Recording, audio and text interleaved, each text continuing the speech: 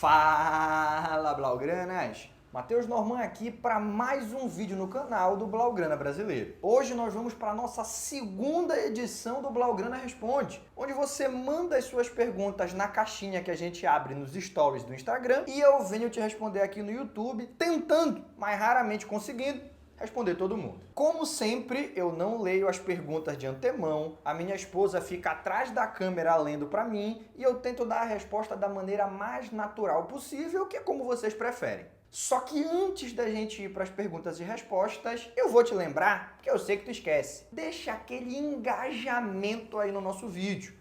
Deixa a tua curtida, se inscreve no canal se ainda não tiver inscrito, ativa as notificações, é só clicar no sininho, porque fazendo tudo isso, além de você não perder nada do nosso conteúdo, você ainda nos ajuda a continuar crescendo e levar informações para um número cada vez maior de blaugranas espalhados pelo mundo. Feito o pedido, vamos lá para a nossa primeira pergunta de hoje, do Blaugrana Responde. Qual você acha que deveria ser a contratação do Barça para a temporada que vem? A contratação do Barça para a temporada que vem. Vamos fingir que nós temos orçamento ilimitado e dá para trazer qualquer um? Eu prefiro o Haaland. Eu sei que tem muita gente que gosta do Wirtz, tem gente que gostaria de ter o Musiala, tem vários jogadores que, se a gente for pegar o nível de talento, talvez sejam até mais atrativos que o Haaland. Mas eu acho que o que o Barcelona vai precisar na temporada que vem é um camisa 9 fazedor de gols. A gente está vendo o Lewandowski provavelmente na sua última temporada com a camisa do Barça. É muito difícil imaginar que ele continue durante muitos anos mais. E mesmo que ele permaneça, convenhamos que ele já está numa fase da carreira em que a cada ano que passa, ele vai ter um desempenho cada vez pior por uma questão física. O tempo ganha de todos nós. Por isso eu acredito que a nossa posição mais carente na próxima temporada e onde eu focaria as nossas atenções seria no camisa 9, eu traria o Haaland. Um jogador que você não esperava nada, mas jogou muito no Barça. Um jogador que eu não esperava nada e jogou muito?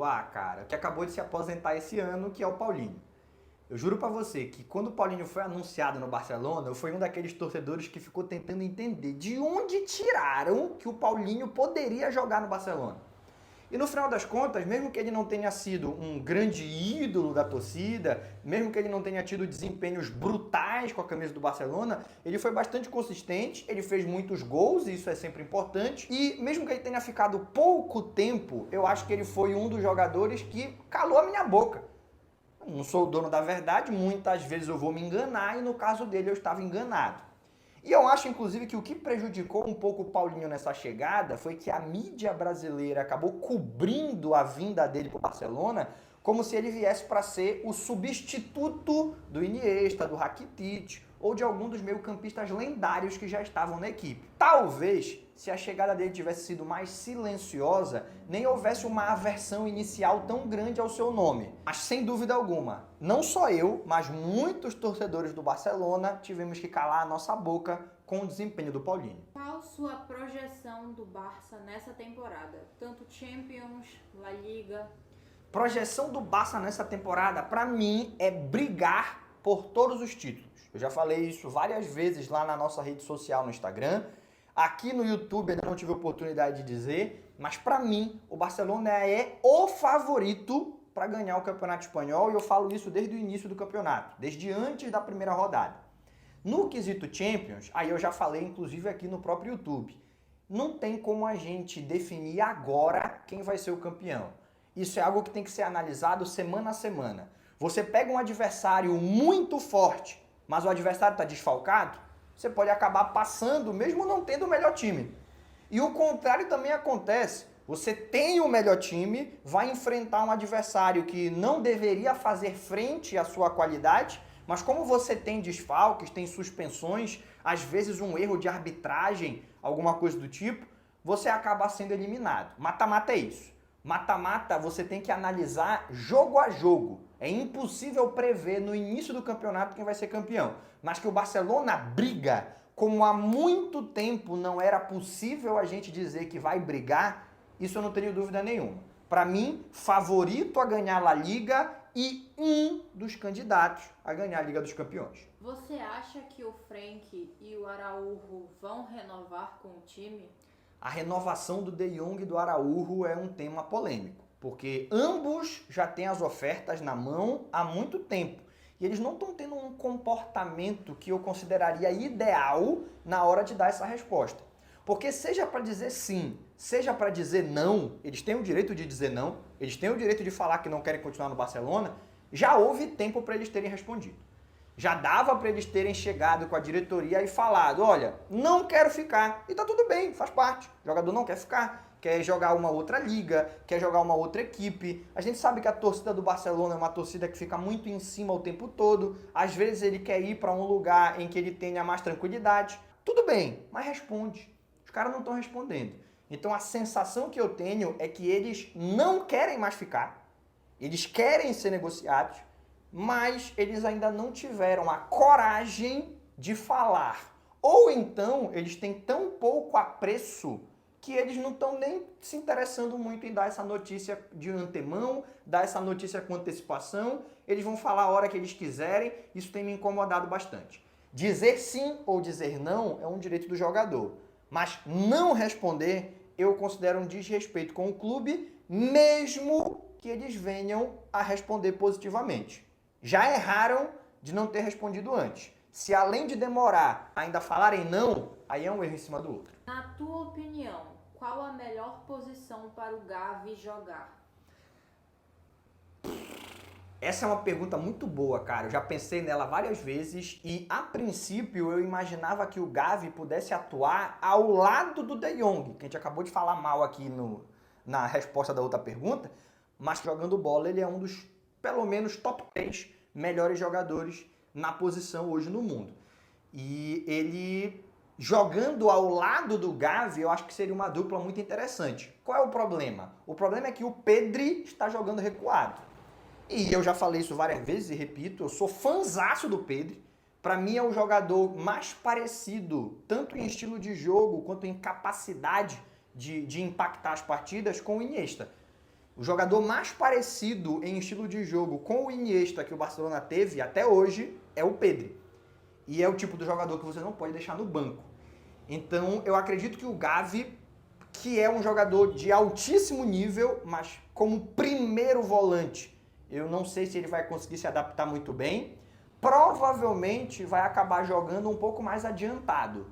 Em alguns momentos no lugar do Rafinha, que é aquele falso ponta, que oficialmente está na ponta esquerda, mas na prática ele joga mais centralizado. E o Baldé é que faz papel de ponta na maior parte do tempo. O lateral fica com um corredor livre para avançar. O Gavi pode fazer isso muito bem.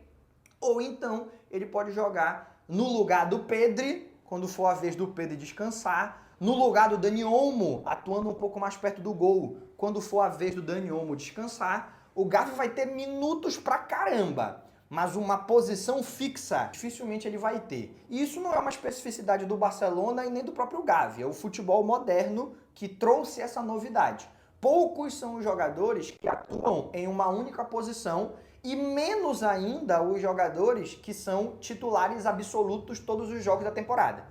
O Gavi vai acabar sendo um desses jogadores que atua em posições diferentes ao longo do ano, que não necessariamente vai ser titular em todas as partidas, mas que sem dúvida alguma, quando você olhar a minutagem dele no final do ano, ele vai ter mais minutos do que muitos titulares de outras equipes. Será que podemos esperar algumas novas caras no elenco na janela de transferências de janeiro?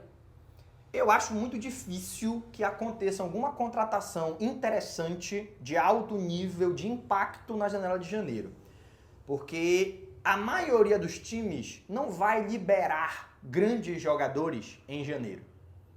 A não ser que o Barcelona venha a contratar alguém pagando a multa. Aí a gente tem o caso do Nico Williams, que foi um caso que ficou em aberto nessa última janela de transferências. A não ser que seja um caso desse tipo, de pagamento de multa, mesmo que o Barcelona tenha dinheiro e tenha interesse, o time lá do outro lado, no meio da temporada, não vai abrir mão de um jogador importante. E se for para trazer jogadores importantes, é melhor não trazer ninguém. Então eu acho que, salvo uma situação muito especial, a gente só vai ver nomes importantes chegando na janela de julho. E para mim, sinceramente, tá bom. Porque o elenco que o Barcelona tem já é um dos melhores elencos do mundo e você, na mão do Hansi Flick, tá vendo esses caras jogando tudo que eles podem jogar. Em alguns casos, até mais do que a gente imaginava que poderia. Caso tivéssemos o Wirtz, em qual posição exatamente ele jogaria pelo Barçudo? Se nós tivéssemos o Wirtz, em que posição ele jogaria? Cara, na seleção alemã, o Wirtz costuma jogar mais pelos lados. Na Eurocopa, quem jogava centralizado nessa linha de 3 atrás do centroavante era o Gundogan. E aí o Musiala jogava por um lado. Em muitos momentos o Wirtz nem jogou como titular, né? Quem jogou como titular foi o Sané. E nesse pós-Eurocopa, nesses últimos jogos da seleção alemã, ele continua jogando aberto pelos lados. O Musiala de um lado e ele do outro. No entanto, a posição no qual ele mais chama a atenção, e no Bayer Leverkusen é essa posição que ele ocupa, ele joga como camisa 10. Usufruindo da sua característica de pisar na área, de fazer gol, de dar assistência, com liberdade para se comunicar com um ponta ou com o outro, ele tem ali bastante espaço para ele atuar. E ele faz isso muito bem. Então, no Barcelona, hoje, apesar do desempenho do Rafinha estar sendo brutal, provavelmente, se chegasse um nome desse tipo, ele viria para jogar no lugar do Rafinha. E aí a gente tem um Wirtz que pode ser um ponta, da maneira que ele é na seleção. Ele pode ser um camisa 10, da maneira que ele é no clube. Ou ele vai jogar de uma maneira totalmente diferente no clube novo. No Barcelona, ele pode fazer o que faz o Rafinha. O falso ponta. Talvez seja a posição perfeita para o Wirtz, inclusive, porque ele pode tanto cair pelos lados quando tiver espaço para correr, quanto ele pode usar a sua compreensão, a sua visão de jogo para trabalhar por dentro e deixar o corredor livre para o Baldé avançar, tendo a opção, dependendo do que o jogo está pedindo, de ser um ponta clássico, de ser um falso ponta, e ao longo do ano a gente sabe como funciona o rodízio de jogadores e de posição, ele pode acabar jogando também como camisa 10 clássico que ele é no Bayer Leverkusen. Lembrando que eu não estou prometendo que o Wirtz vai ser trazido para o Barcelona, só estou respondendo uma pergunta que fizeram aqui no nosso quadro do Blaugrana Responde. E aí, se o Blaugrana responde, tive que responder. Qual foi o pior técnico do Barça, na sua humilde opinião? Salve para Barra Mansa, Rio de Janeiro. Salve para Barra Mansa, no Rio de Janeiro. Qual foi o pior técnico do Barcelona, na minha opinião? Vou te ser bem sincero, para mim foi o Tata Martino. Eu acho que, se bem que ele e o Quique Setien estão ali empatados, né? Mas nenhum dos dois tinha nível para ser técnico do Barcelona. Nenhum dos dois tinha nível para ser técnico do Barcelona. Ambos eram técnicos de baixíssimo conhecimento tático que, se você parar para ver a carreira deles, eles antes e nem depois, nem antes nem depois, eles acabaram treinando grandes equipes do futebol mundial, porque não tinham nível para isso. Tata Martino foi meio que uma maneira de agradar o Messi, né?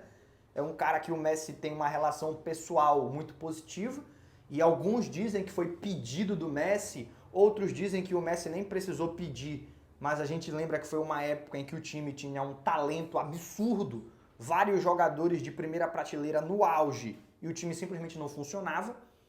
E o Quique Setien não é pelo 8-2 não, tá? É pela falta de conhecimento dele e pela falta de comando. Porque foi a época em que, a nível comportamental, não só a nível esportivo, mas inclusive no nível comportamental, o Barcelona estava jogado às traças. Então, para mim, esses dois disputam. O Quique Setien, por não conseguir controlar o elenco, foi horroroso. E o Tata Martino, eu acho que foi o Papai Joel da história do Barcelona. Ninguém entende muito bem o que ele está fazendo ali, mas ele era um cara que era carismático, tinha as amizades certas e acabou tendo oportunidade.